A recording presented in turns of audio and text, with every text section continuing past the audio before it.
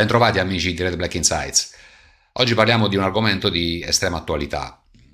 Infatti, l'8 gennaio 2026 una notizia ha scosso profondamente il mercato unico digitale. L'Agicom ha inflitto a Cloudflare una sanzione record di oltre 14 milioni di euro. Non si tratta solo di una multa, ma dell'apertura di un caso che mette in discussione i confini della sovranità digitale europea e ridefinisce il limite tra la lotta alla pirateria e la neutralità della rete. Al centro della disputa c'è il rifiuto di Cloudflare di implementare i blocchi richiesti dalla piattaforma italiana Piracy Shield, un atto che ha innescato una battaglia legale di portata internazionale. Questo evento rappresenta un precedente potenzialmente pericoloso per l'internet europeo. Infatti lo scontro è frontale. Da una parte abbiamo la legge 93 del 2023 che impone l'obbligo di bloccare i contenuti illeciti entro soli 30 minuti e dall'altra parte abbiamo l'architettura globale del servizio DNS di Cloudflare che tecnicamente impedisce una censura geografica mirata senza ricorrere a una sorveglianza di massa. La posta in gioco è altissima. Il rischio è l'isolamento tecnologico dell'Italia e la possibile violazione del Digital Service Act europeo.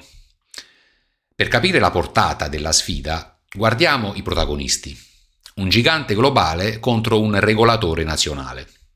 Cloudflare, infatti, gestisce l'infrastruttura di 20 milioni di siti e il suo DNS gestisce 200 miliardi di query al giorno, con una filosofia basata sulla privacy e sulla neutralità della rete.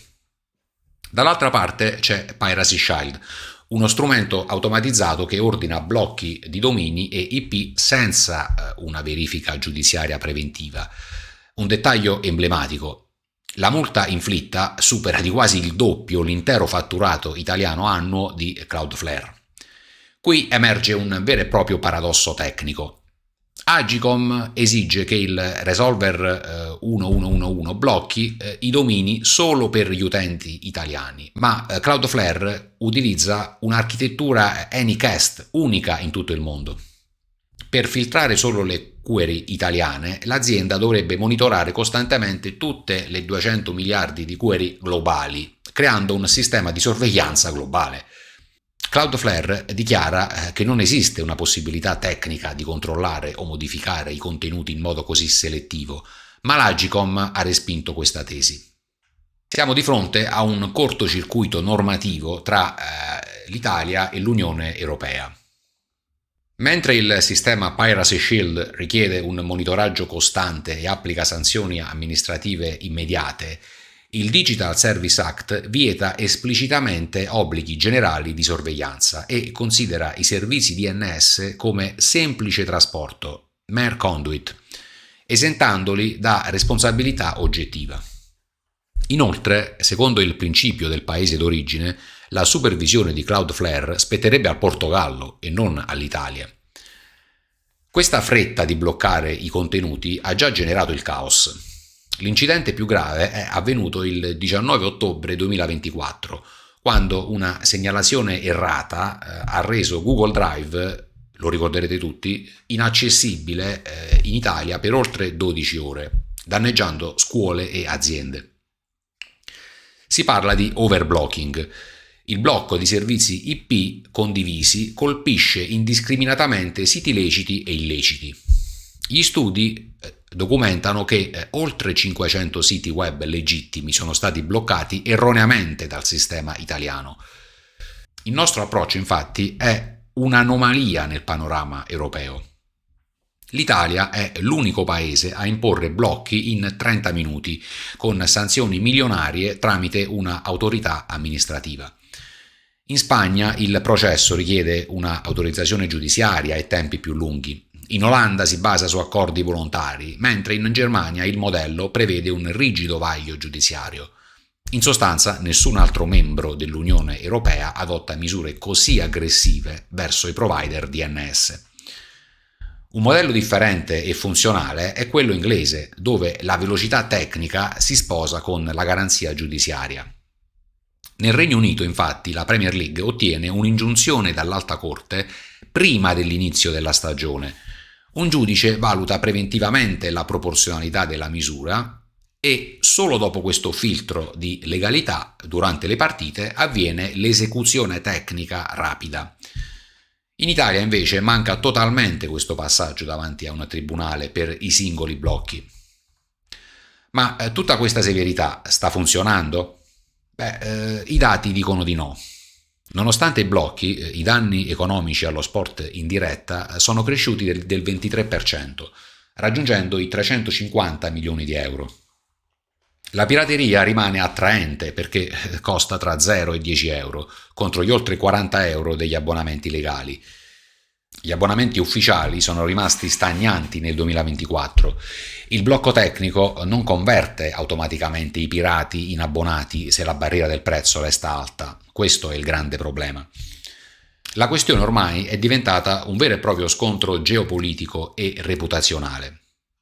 Il CEO di Cloudflare, Matthew Prince, ha dichiarato che l'Italia non ha il diritto di regolare internet negli Stati Uniti, minacciando di ritirare gli investimenti e persino i servizi di cybersicurezza per le Olimpiadi del 2026.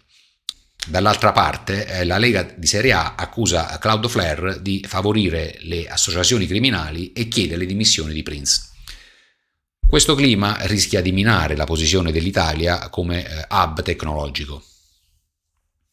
Attenzione però, anche Bruxelles ha estratto il cartellino giallo. Infatti la Commissione europea ha espresso dubbi sulla compatibilità del Piracy Shield con il DSA, quindi con la legge comunitaria, evidenziando la mancanza di proporzionalità e l'insufficienza di garanzie per i contenuti leciti. Agcom ha apportato solo modifiche formali nel luglio 2025, ma in sostanza ha ignorato quelli che sono i rilievi europei, aumentando il rischio di una procedura di infrazione contro l'Italia. Esistono però alternative più efficaci secondo la letteratura scientifica. Invece della censura tecnica indiscriminata, si potrebbe puntare magari sul watermaking forense, che permette di tracciare la fonte del segnale alla radice. Oppure si potrebbe agire sul fronte economico con il follow the money, colpendo i metodi di pagamento delle IPTV criminali.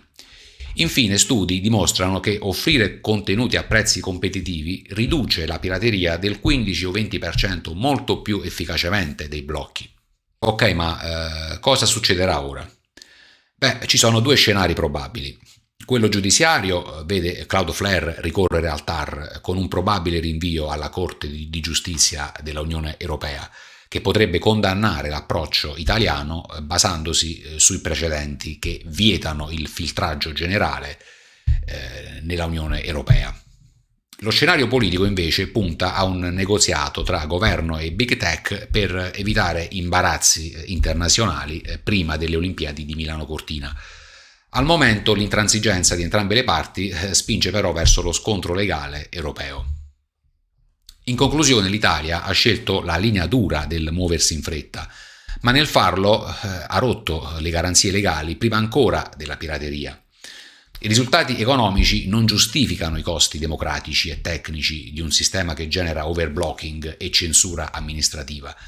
La vera sfida per il futuro non è scegliere tra copyright e libertà di internet, ma costruire un equilibrio sostenibile che rispetti entrambi, proprio come dimostra il modello inglese.